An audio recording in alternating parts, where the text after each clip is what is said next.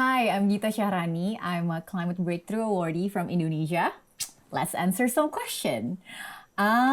Where is hometown for you? What are some of your favorite things about it? My hometown is Bandung in West Java, Indonesia. What I love about it is mostly the people, because it's very peculiar people in Bandung. We're like chill, but also quite ambitious at the same time, but we don't want anybody to know about it. So kind of, we call it uh, chilling ambitiousness. So, and the other thing that I love is the food, honestly. The food in Bandung cannot survive unless you're really good and really cheap at the same time. So many people travel to Bandung to kind of enjoy our local food, local scenery, and just hang out with the fun people of Bandung. Next one. Tell us one memory about what or who first inspired your environmentalism. I love this question. Basically, it goes back to my grandma. I live with my grandma and my parents ever since I was really young.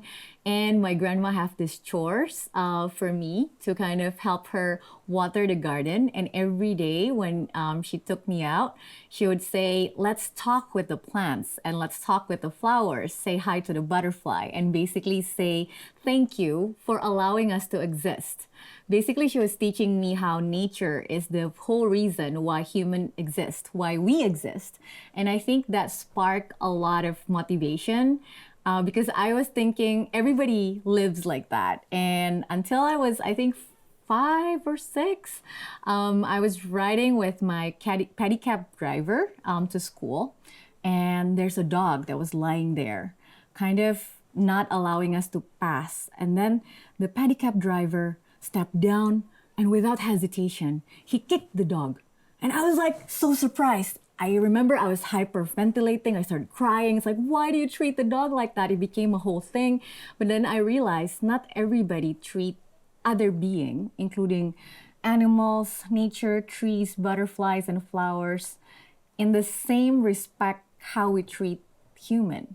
So my biggest motivation to be involved in the environmental movement has always been how to help other remember that we are here because nature allowed us to be here.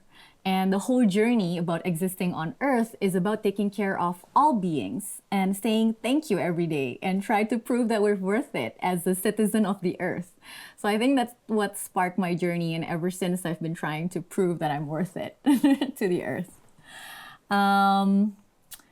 What do you miss the most about Indonesia when you travel for work?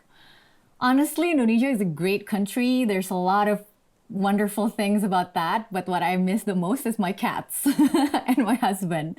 I have 2 cats, and they're my kids, basically. And one of them refuse to go to bed or like leave the door until I'm home. So I'm always thinking like, how is he doing? Is he okay? I do video calls with my cats.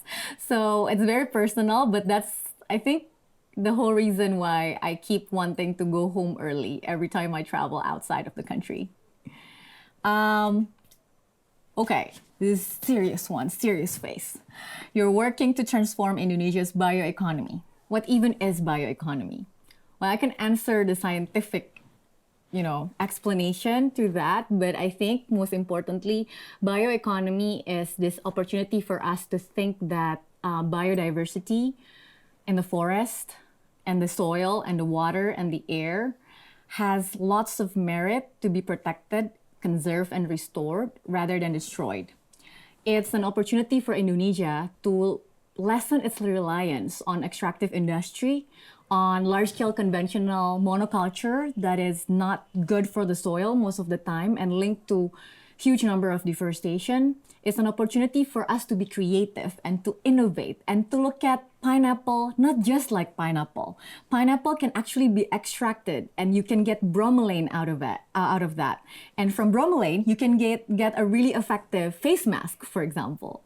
So bioeconomy is about finding the hidden gem across biodiversity of Indonesia. We have a lot of them. And I can't wait until Indonesia realize and be confident about finding our roots and finding the richness of our biodiversity and innovate with great product, sustainable businesses, great entrepreneurs, and create a strong value chain that proves we do have a chance of uplifting welfare, growing our economy, but at the same time also paying respect to nature and to each other and to the universe.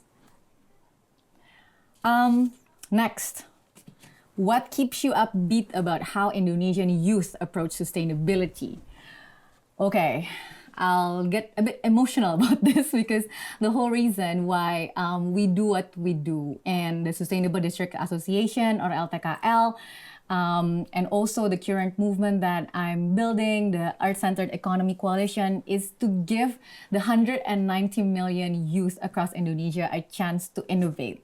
Just like what I explained about the bioeconomy, I think there's hidden talents everywhere, hidden stories, hidden culture, hidden experiments waiting to be unlocked all across Indonesia. And the champion for that are the youth. I'll give you one example.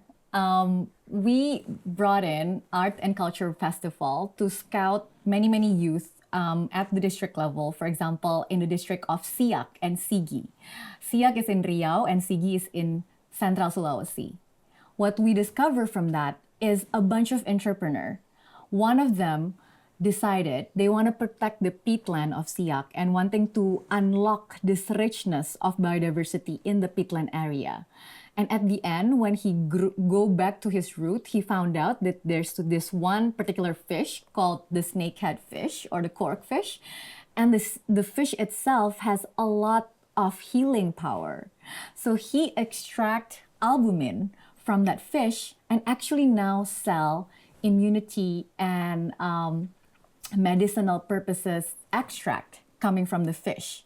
You protect the fish, you protect the peat, you protect the immunity of people across Indonesia. So youth in Indonesia approach sustainability not as, a gimmick, but I've seen many of them look at this as a pathway of the future, as a chance to actually build a career, to build a life that they're proud of, to actually go back to their roots and love their district, love their city, love their origin, really truly by staying there, kicking ass, doing awesome stuff, and actually make the country able to say, we have our 100-year anniversary of our youth oath in 2028. And I think they'll be able to say, this is the Indonesia that we're proud of. This is the Indonesia that is going to win at the end of the day, going to exist and thrive in the future. And we are the agent of change. So uplifting that voices coming from youth across Indonesia is my personal life mission.